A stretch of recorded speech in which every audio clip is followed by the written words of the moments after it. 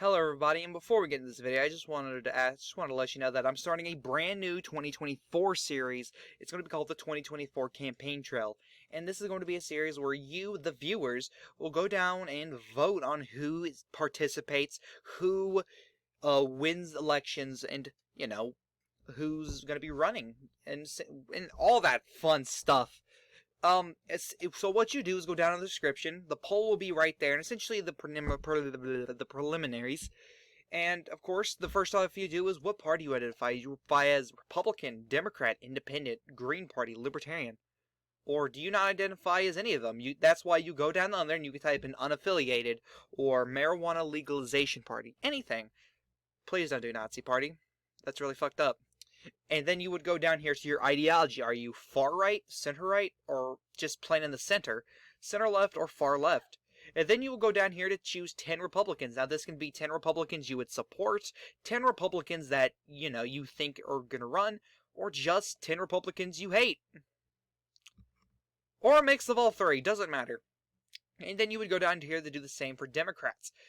And these lists will, of course, be in different orders for everyone, so that's why these look a bit different than the last video.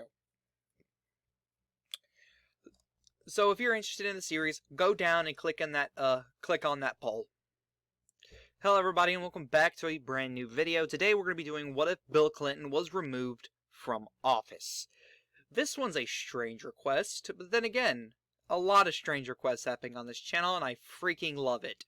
So I think this is probably the closest to modern day I'll ever do, up until, 24. When 24 happens, I'll most likely do 2004 as the earliest. Every 4 years I'll increase that, so there's your warning right there. So let's start doing it. What if Bill Clinton was removed from office? There's a lot of implications here. First of all, Al Gore would become president, of course. It would, if I remember correctly, it happened after the midterms. A lot would happen. A bunch of senators who wouldn't vote to remove Bill Clinton would have to vote to remove him, and there would have to be a lot more evidence. In my opinion, he did lie. I don't know how you can dispute that. He straight up lied to your face about the Lewinsky, Monica Lewinsky. I kept saying Lewinsky for some reason, and it's Monica Lewinsky. That's a weird name, Mana. Sorry if your name's Mana. But, and a lot of implications, Democrats would be highly unpopular for at least 8 years in the country because of this, because Bill Clinton being the first president to be removed. There's a lot of implications there.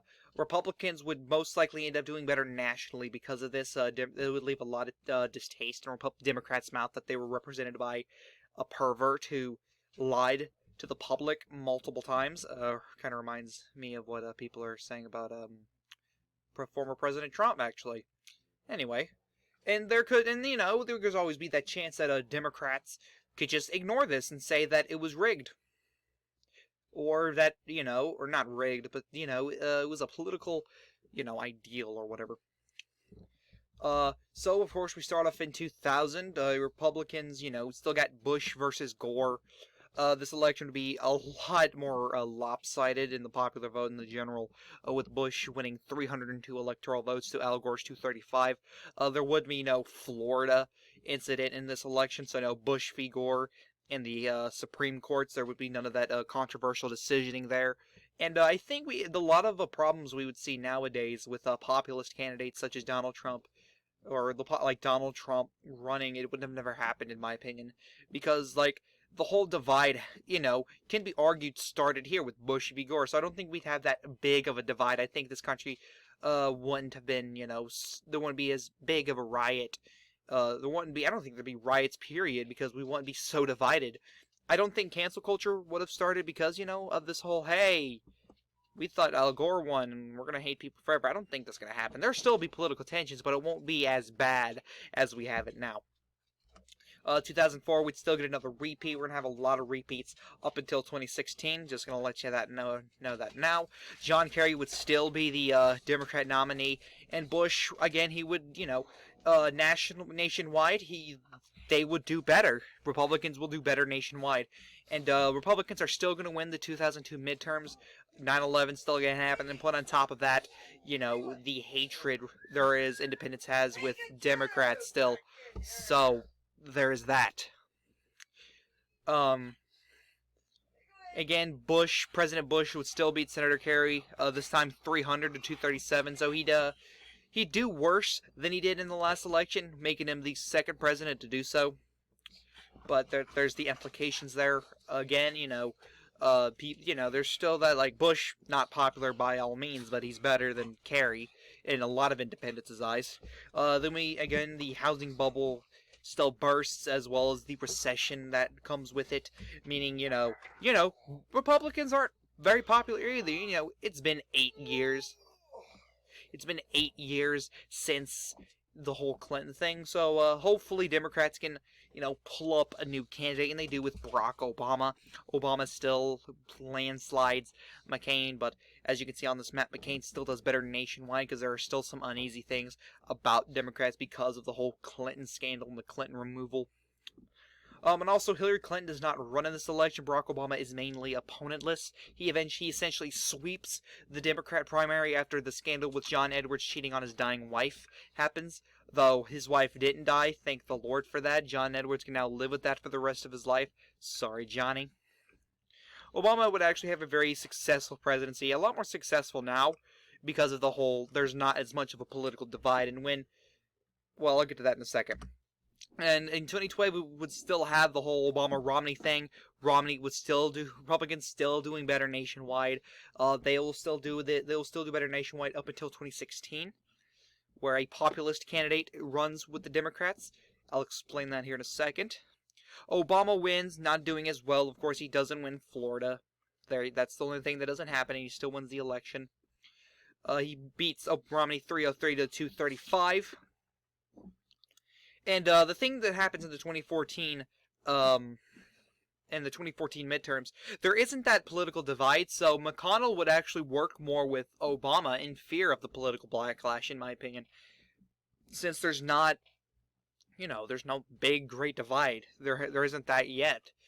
It's still very moderate up until 2016, and since there's no Hillary Clinton running in 2016, the populist candidate and Bernie Sanders actually ends up winning the Democrat primary. And since there's no Trump, to fan the flames of this political divide, Trump doesn't run either. I think he'd be an independent still. I don't think he would have joined the Republican Party. He'd be socially moderate, fiscally conservative, in my opinion. Or, no, he'd be fiscally liberal, socially moderate. With how he would approach things, but he doesn't want to be a Democrat because of the whole Obama thing he went through. But at the same time, he doesn't like what's going on with Republicans. He doesn't want to do that. He would, of course, float independent run in both 2016 and 2020, but nothing would ever come out of it. He would say age is a whole thing about it. And, Ted Cruz and Bernie Sanders are your nominees. And Ted Cruz, he doesn't win the Rust Belt, though. He does end up winning, major states that would get him over 270. But he would, the popular vote would be close. Nothing too spectacular. Neither candidate would get 50%. There's still a whole uprising of third parties. Gary Johnson and Jill Stein would still do pretty well nationwide. It's not because of the two candidates being unpopular. It's because, maybe you could say that Ted Cruz always had likability issues, and people aren't sure of the whole Bernie Sanders far left thing yet. They're still trying to figure that out, so that's why they would go to third-party candidates.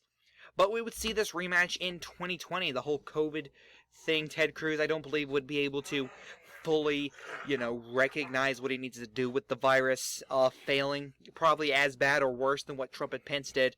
And Bernie would run again, and this time he would choose Nina Turner instead of Elizabeth Warren as his running mate. And this time, ironically, by the same margin what Joe Biden beat Donald Trump, he'd beat Ted Cruz. He would beat Ted Cruz, becoming the 47th president of the United States. And right now, the beginning of his presidency, pretty much he's doing the same thing Joe Biden does in a more far-left way. Probably offering maybe $2,000. Who knows? Definitely would try to be negotiating $15 minimum wages a lot more. Again, there's not that big of a political divide, so a minimum wage increase would happen, and it'd be a lot more that would happen in real life. We don't know the implications for that yet. But anyway, guys, I hope you enjoyed this video. This is the Chaotic One saying, peace.